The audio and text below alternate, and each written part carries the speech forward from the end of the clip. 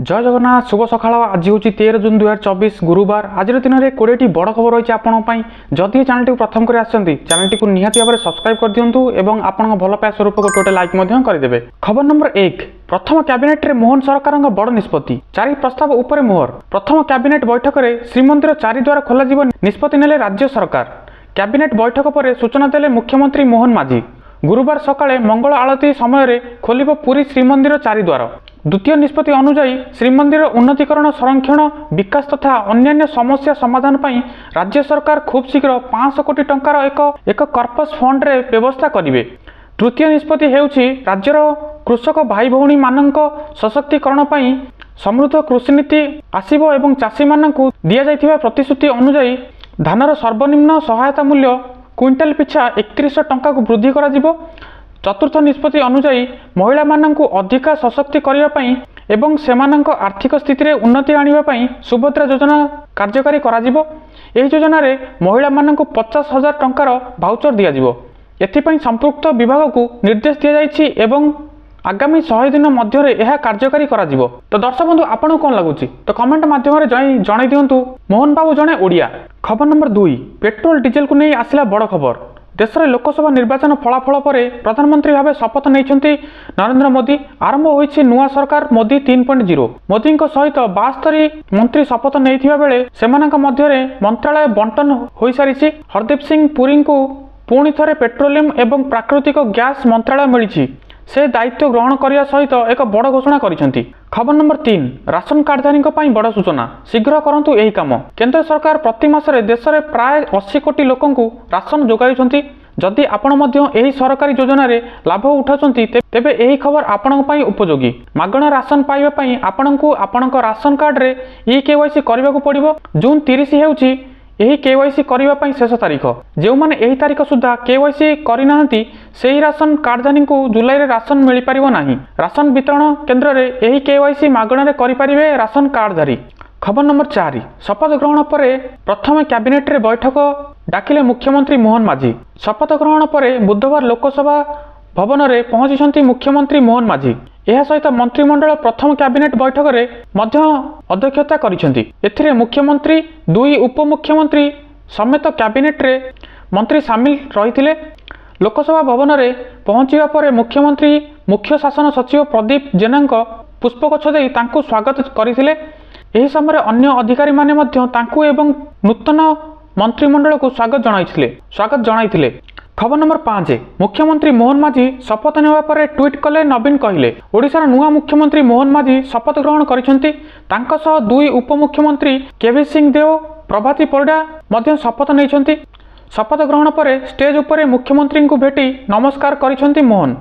यह पर भाजपार नुआ मुख्यमंत्री मोहन चरण माझी को social media X ray tweet करी शुभेच्छा जणाइछंती।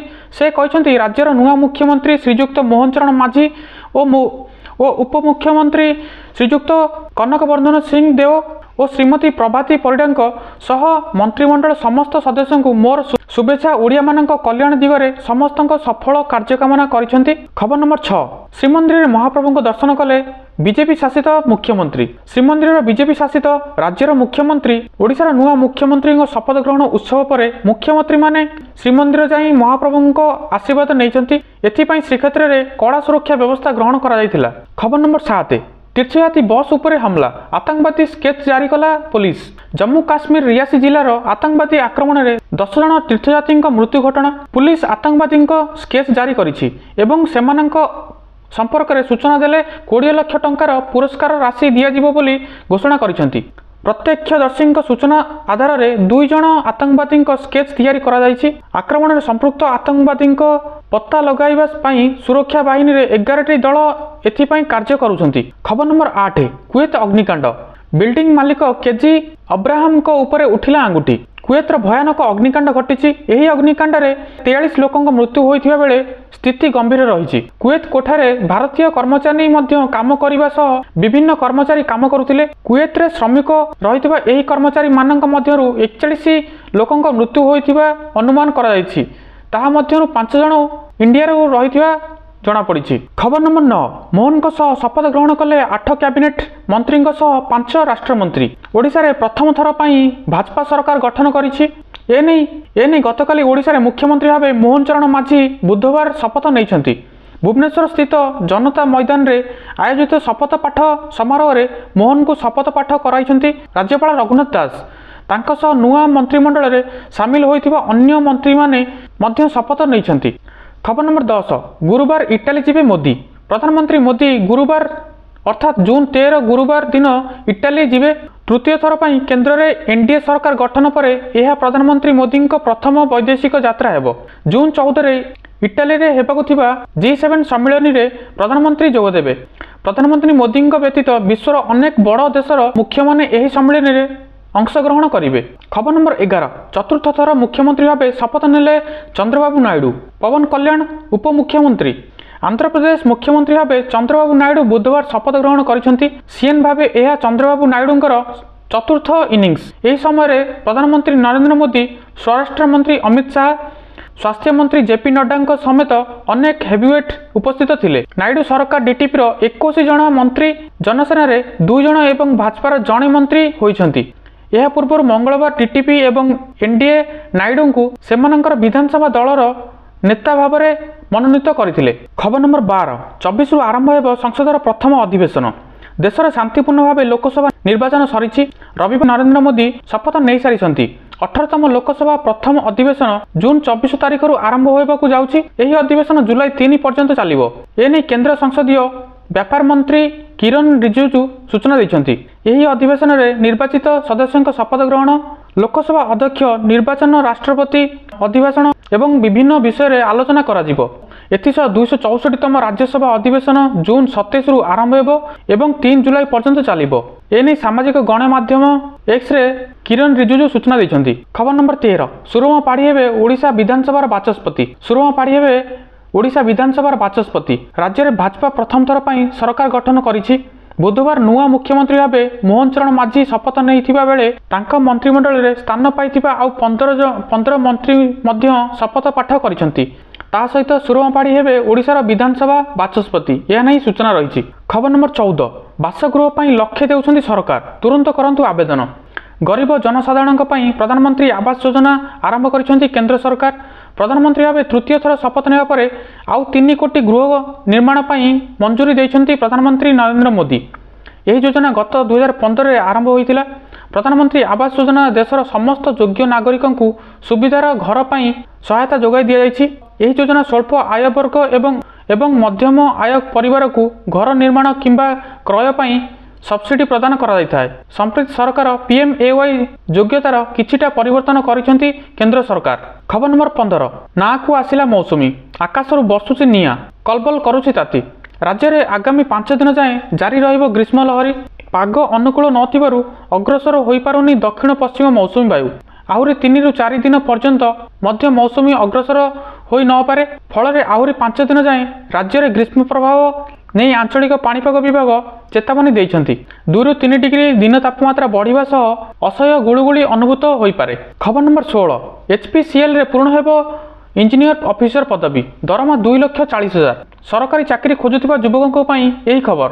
Hindustan petroleum corporation limited HPCL रे चाकरी करिया पई एक भल सुजोग रही। एने HPCL विज्ञापन मध्य जारी करिछि। जदि आपणकर एही पोस्ट गुड़िक सहित जड़ित योग्यता अछि तेबे एठारे चाकरी करिवार एक भल सुजोग रही। एही नियुक्ति माध्यम रे mechanical engineer, electrical engineer, instrument engineer, civil engineer, mechanical engineer, senior officer, city gas distribution एवं अन्य पदवी पूर्ण हेबो।